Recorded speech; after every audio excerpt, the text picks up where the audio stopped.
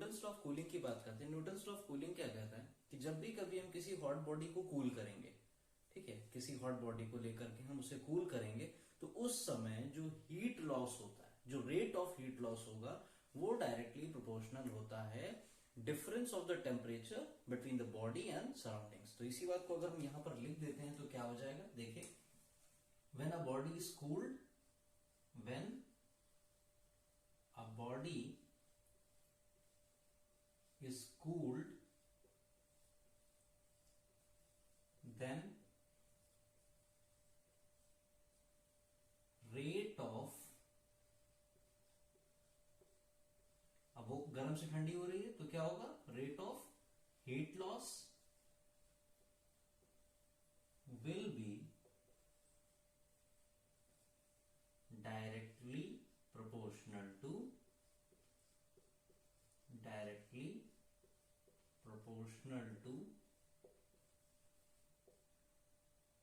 change in temperature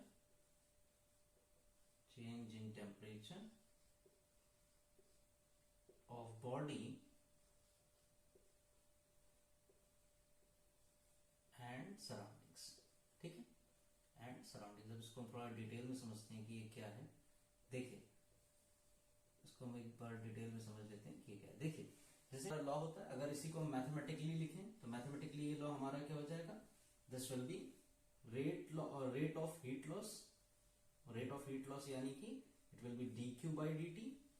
ठीक है, rate है तो डिनोमिनेटर में time period, it will be directly proportional to change in temperature, so we will write T minus T nought, where T is what, T is the temperature of the body.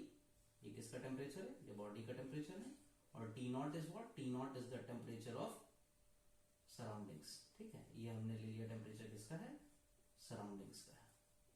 ठीक है, अब proportionality हटेगी, obvious सी बात है, equality आएगी, so we will have d Q by D t is equals to k t minus T naught. ये हमारा expression आ जाएगा। Okay, so this is the Newton's law of cooling, यानी कि कोई भी बॉडी है, अगर उसको हम कूल करते हैं तो उसमें जो रेट ऑफ हीट लॉस है, जो हीट लॉस हुई है, वो डायरेक्टली प्रोपोर्शनल होगी चेंज इन टेम्परेचर के बॉडी का विद सराउंडिंग्स। तो अगर इसका एग्जांपल समझें तो सपोज ये हमारे पास एक बॉडी थी जिसका टेम्परेचर सपोज T1 था, और ये फाइनल इसका टेम्परेचर हो गया T2, यानी कि ये पहले गर्म थी, दिस वाज हॉट, और ये जब ठंडी हो गई तो ये फाइनल टेम्परेचर आ गया, this is the final one. ठीक है, और इन बिटवीन हमारे पास टेम्परेचर कितना है, we are having t naught, जो कि सराउंडिंग का टेम्परेचर होगा। तो इनकी हम कुछ आर्बिट्री वैल्यू मान लेते हैं, जिससे कि ये आपको समझने में इजी हो जाएगा और एक बहुत इंपॉर्टेंट इंटरप्रिटेशन आपको मिलेगा। सपोज T1 हमने ले लिया,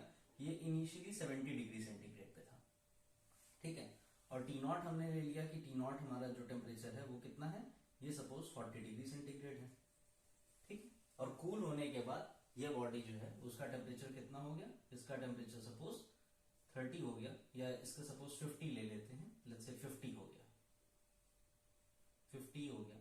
50 डिग्री सेंटीग्रेड इसका टेम्परेचर हो गया। तो अब आप अगर देखें कि अगर हम इसका चेंज निकालते हैं, इनिशियल टेम्परेचर के साथ रूम टेम्परेचर का डिफरेंस अगर हम निकालते हैं तो कितना मिलेगा, 70 माइनस 40 कितना, 30 डिग्री सेंटीग्रेड। और यहां से आप अगर देखेंगे तो आपको कितना मिलेगा, 50 माइनस 40 10 डिग्री सेंटीग्रेड। यानी कि यहां से एक सबसे इंपॉर्टेंट इंटरप्रिटेशन जो मिलती है वो ये मिलती है कि जब बॉडी एक्सट्रीमली हॉट थी, बहुत गर्म थी, तब वो बहुत जल्दी जल्दी, यहां पे आप देख रहे हैं रेट कितना आ रहा है, रेट आपका ज्यादा आ रहा है, तो यानी कि टेम्परेचर बहुत जल्दी जल्दी क्या हो रहा है, बहुत जल्दी जल्दी कम हो रहा है, यानी कि बॉडी बहुत जल्दी कूल होने की कोशिश कर रही है। और एक बार जब वो थोड़ा उसका टेम्परेचर लोअर डाउन हो गया, जब वो एक नॉर्मल रूम टेम्परेचर करीब आ गया, तो अब ये रेट क्या हो गया, ये रेट आपका स्लो हो गया है। ठीक है, क्योंकि dq बाई dt क्या है, देखिए इसको समझ लीजिए, dq बाई dt क्या था, change in temperature of body था। तो हमने सबसे पहले केस में क्या निकाला, dq बाई dt के कांस्टेंट रहने देते हैं, तो t माइनस टी नॉट अगर आप देखें तो कितना हो रहा है, t माइनस टी नॉट आपको 30 मिल रहा है, ये आपका 30 डिग्री सेंटीग्रेड हो रहा है, यानी कि k इंटू 30 आ रहा है। और यहां पर अगर आप देखें dq बाई dt, तो यहां पर dq बाई dt आपको कितना मिल रहा है, यहां पर dq बाई dt आपको 10 डिग्री सेंटीग्रेड मिल रहा है। यानी कि जब ये बहुत हॉट था तो ये रेट की वैल्यू क्या हो रही थी, ज्यादा टाइम्स हो रही थी, और जब ये थोड़ा ठंडा हो गया तब आपको क्या मिल रहा है, रेट की वैल्यू आपको थोड़ी सी कंपैरेटिवली कम मिले। यानी कि यहां से हमें एक बहुत इंपॉर्टेंट इंटरप्रिटेशन मिलती है, और वो क्या है, that this process, this Newton's law of cooling is not a constant process, it is not a constant process. ये कॉन्स्टेंटली नहीं होता है, ये वेरिंग है। यानी कि किसी पॉइंट ऑफ टाइम में ये रेट जो है हीट लॉस का वो ज्यादा होगा, और फिर जैसे जैसे प्रोसेस प्रोसीड करता है वैसे वैसे क्या हो जाता है, ये प्रोसेस स्लो डाउन होता है। ठीक है, तो आई होप ये चीज आपको क्लियर हो गई होगी। अब इसके आगे हम लोग डिस्कस करते हैं। ये तो एक फॉर्म था इसका, इसको मैं मार्क कर देता हूं, ये एक फॉर्म था इसका। Let's talk about the another form, the various other forms of the Newton's law of cooling. तो इसको मैं रब कर देता हूं यहां से। इसके बाद हम लोग बात करते हैं इसके अदर फॉर्म्स की। तो देखिए अदर फॉर्म्स कैसे होंगे। हम लोगों ने एक फॉर्मूला पढ़ा हुआ है हीट का, क्या पढ़ा है आपने, हीट का फॉर्मूला आपने पढ़ा है Q इक्वल्स टू mCT ना, mCT, ये आपने फॉर्मूला पढ़ा, where Q is the heat, m mass, C specific heat and T is the temperature. अगर इसी क्वेश्चन को हम ऐसे थी, इसका डिफरेंशियल फॉर्म अगर हम लिखें तो क्या लिख सकते हैं, we can write dq equals to mc and delta t। ठीक है, या डेल्टा टी ना लिखे dt, डिफरेंशियल फॉर्म लिख रहे हैं ना क्योंकि, तो वी विल राइट dt। तो ये क्या हो गया, this will be dt, dq equals to mc dt हो गया। मतलब जितनी ज्यादा हमें हीट दे रहा है, जितना ज्यादा चेंज इन टेम्परेचर कर उतनी हीट मिलेगी, मास और स्पेसिफिक हीट कांस्टेंट रहेगी। ठीक है, तो dq equals to mc dt हमने लिख दिया। अब यहां से अगर हम इसको डिफरेंशिएट करते हैं इस इक्वेशन को टाइम के रिस्पेक्ट में, तो हमें क्या मिलेगा, we will get dq by dt, dq by dt equals to mc dt upon dt। ये इक्वेशन हमें मिल जाएगी। ठीक है, अब इस इक्वेशन को अगर हम यहाँ पे सब्स्टिट्यूट करते हैं, ठीक है, या इस इक्वेशन को हम इसके अकॉर्डिंग देखें, तो यहाँ पे भी dq by dt left hand side पर है, और यहाँ पे भी dq by dt left hand side पे, तो दोनों को हम क्या कर सकते हैं, we can equate, mark it equation number 1 and mark it equation number 2। So from first and second what we are having, from first and second you can see we can get mc dt by dt equals to k t minus t naught। ये question हमें मिल जाएगी। सो ये question हमें मिल गई। और उसके अलावा हम क्या कर सकते हैं, क्योंकि ये dq by dt क्या है, लॉस ऑफ हीट है, तो हम इसको नेगेटिव साइन के साथ कंसीडर करते हैं। तो there will be books in which you can find it with the negative sign, so that is only indicating that there is a loss. तो वो हमने पहले ही लिख रखा है कि रेट ऑफ हीट लॉस है, तो कोई प्रॉब्लम नहीं, अब नेगेटिव साइन को ले ना ले कोई प्रॉब्लम नहीं उससे। That is only indicating that the heat is lost, not gained by the system, heat is lost by the system. तो इतना आपको क्लियर हो। अब इसके बाद अगर हम देखें तो हम क्या कर सकते हैं, यहाँ से हम फैक्टर्स को अलग अलग करना थोड़ा सा अलग स्टार्ट करते हैं। जैसे कि हम इसको थोड़ा सा मॉडिफाई कर लेते हैं इक्वेशन को, फैक्टर्स अलग अलग कैसे करेंगे वो भी आपको पता चलेगा। देखिए dt बाई dt को हम क्या कर सकते हैं, we can write it as k upon mc, और ब्रैकेट में हम लिख सकते हैं इसे t माइनस t नॉट। ठीक है, तो ये जो k अपॉन mc है, इसे हम क्या ले लें, let's consider it as a constant. इसे हम क्या करें, एक कांस्टेंट मान लेते हैं। Let's say this constant is equals to z, या इसको कैपिटल के ले लें, क्योंकि यहाँ पर स्मॉल के लिया था तो कैपिटल के ले लेते हैं, क्योंकि मोस्ट ऑफ द बुक्स में आपको वो मिलेगा। अगर हम कोई भी z ले लेंगे तो आप उससे कंफ्यूज हो सकते हैं, so let's write it as capital K. ठीक है, तो इसको हम कैपिटल के लिख सकते हैं। तो our equation will turn out to be dt upon dt equals to capital K t minus t naught. Okay, now see these are the temperature factors, ये टेम्परेचर फैक्टर है, टेम्परेचर वेरिएबल्स हैं। तो इनको क्या करेंगे, एक साइड ले लेंगे और बाकी को अदर साइड रखेंगे। ठीक है, तो यहाँ पर मैं थोड़ा सा इसको रब कर देता हूँ ताकि मुझे स्पेस मिल जाए लिखने को। आई होप आप लोग लिख चुके होंगे इसे। सो लेट्स राइट इट हियर। इसके आगे का मैं यहाँ लिख रहा हूँ। देखिए dt के नीचे हम क्या करेंगे, टेम्परेचर वाले वेरिएबल्स को एक तरफ ले लेते हैं, so we will have t minus t naught. ठीक है, और यहाँ पर क्या होगा, यहाँ पे capital K into dt, that is time factor. ठीक है, ठीक है, dt upon t minus T naught equals to k dt। अब हम क्या करेंगे, वी विल इंटीग्रेट इट। तो हम इस इक्वेशन को क्या करें, दोनों तरफ से इंटीग्रेट कर देते हैं।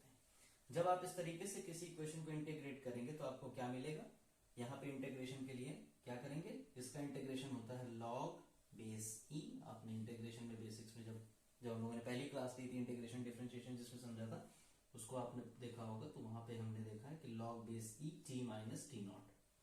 ठीक है, कभी भी 1/x या dx/x का इंटीग्रेशन करते हैं तो क्या होता है log base x, ठीक है। तो यहां से हमको मिल गया log base t minus T not, और यहां पर क्या हो जाएगा, यहाँ पे k और dt का इंटीग्रेशन करेंगे तो इट विल बी t, ठीक है, इट विल बी t। साथ में क्योंकि ये इनडेफिनिट इंटीग्रल है तो क्या आ जाएगा, एक कांस्टेंट आ जाएगा, let's write it as c, ठीक। तो यहां से अब ये log base e है, अगर इसको उधर ले जाएंगे इक्वेशन के तो क्या होगा, it will turn out to be the exponential. So we will have what? We will have t minus t naught here. T minus t naught is equals to e की पावर, ये क्योंकि log base e है यहाँ पे, ये log base e है, तो अब ये कहाँ जाएगा, ये यहाँ पर पहुंच जाएगा। तो हम क्या लिख सकते हैं इसे, we can write e minus kt, we will write it as e, देखिए ये log base e था तो उधर गया तो क्या होगा, इस पूरे का एक्सपोनेंशियल, तो पूरे का एक्सपोनेंशियल कितना हो जाएगा, e minus kt plus c, ठीक है, e minus kt plus ये आपकी इक्वेशन यहां से बनी। अब इसको क्या करें, चाहो तो आप इसको अलग अलग लिख सकते हो using the property of exponential. तो हमें यहां से क्या मिल जाएगा, we will have t minus T naught equals to e की पावर c डॉट e की पावर माइनस के टी, ये आपको मिल जाएगा, ठीक है। अच्छा, अब ये जो e की पावर c है, e की पावर कांस्टेंट, कुछ भी होगा तो कांस्टेंट ही हम उसे लेंगे, so we can write it as t equals to, ये टी नॉट माइनस में उधर जाएगा प्लस हो जाएगा, प्लस टी नॉट प्लस ये e और c, ये e की पावर c जो कांस्टेंट है, हम कांस्टेंट c ले सकते हैं फिर से क्योंकि ये कांस्टेंट ही रहेगा, और बाकी आपका क्या हो गया, e माइनस के टी, ठीक है। सो यहां से आप एक्सप्रेशन अगर देखें तो ये भी एक फॉर्म है किसका, न्यूटन्स लॉ ऑफ कूलिंग का, ये भी एक फॉर्म है न्यूटन्स लॉ ऑफ कूलिंग का। अब यहाँ पे हम लोगों ने अभी डिस्कस किया था कि न्यूटन्स लॉ जो प्रोसेस है वो कांस्टेंट नहीं है, यानी कि जब बॉडी बहुत ज्यादा गर्म होती, कॉफी या टी कभी भी इमीडिएटली गर्म होकर के आती तो वो जल्दी कूल होना स्टार्ट होती, but by the process, by the time passes, जैसे जैसे टाइम पास होता है, प्रोसेस बढ़ता है, वैसे वैसे उसकी कूलिंग प्रोसेस क्या हो जाती है, थोड़ी सी स्लो डाउन हो जाती है। अभी हम लोगों ने उसको एक एग्जाम्पल से देखा भी। तो अगर इसका हम कर्व ड्रॉ करें तो कर्व कैसा बनेगा, देखिए, लेट मी ड्रॉ इट। इसका अगर आप एक कर्व ड्रॉ करें टेम्परेचर के साथ में तो कैसा बनेगा, देखिए, it will be like this, ये आपकी एक्सेस होगी तो, और जैसे कि यहां पर अगर हम ले लेते हैं टाइम पीरियड ले लेते हैं, ठीक है, तो और यहां पर ले लेते हैं टेम्परेचर, तो इनिशियली टाइम पे टेम्परेचर बहुत ज्यादा था, और जैसे जैसे टाइम बढ़ता जा रहा है वैसे वैसे क्या हो रहा है, टेम्परेचर लोअर डाउन हो रहा है, लेकिन कैसा हो रहा है, एक्सपोनेंशियल बेसिस पर हो रहा है, एक्सपोनेंशियल बेसिस पर हो रहा है। तो ये ग्राफ कैसे बन जाएगा, तो ये ग्राफ कुछ इस तरीके से आपका बनेगा। तो इसको अगर आप गौर से देखें तो यहाँ पर आपको एक बहुत इंपॉर्टेंट चीज मिलेगी कि देखिए ये बहुत ही छोटा सा टाइम पीरियड है, अगर यहाँ पर हम t1 टाइम को ले लें तो ये बहुत छोटा सा टाइम पीरियड है, लेकिन इस टाइम पीरियड में 0 से t1 टाइम पीरियड में क्या हुआ है, इसकी वैल्यू कहां से यहां तक आ गई, मींस बहुत ज्यादा फॉल हुआ है, प्रोसेस वाज वेरी वाइब्रेंट ना। और इसके बाद t1 से लेकर के अगर आप t2 तक को देखें तो यहाँ पे टाइम ड्यूरेशन ज्यादा है, लेकिन जो यहाँ पे टेम्परेचर का डिक्रीज है वो काफी कम हुआ है, यानी कि ये प्रोसेस कांस्टेंट नहीं है, जो हम लोग ऑलरेडी एक एग्जांपल से डिस्कस कर चुके हैं। So by this curve it is verified that yes, Newton's law of cooling में जो रेट लॉस ऑफ हीट हो रहा है that will not be a constant process, that will be so quick, very quick at the beginning for a very particular slot of time, लेकिन उसके बाद जैसे ही वो थोड़ा सा ठंडा हो जाता है उसके बाद वो और ठंडा होने के लिए, फर्दर ठंडा होने के लिए it will take much time, that is why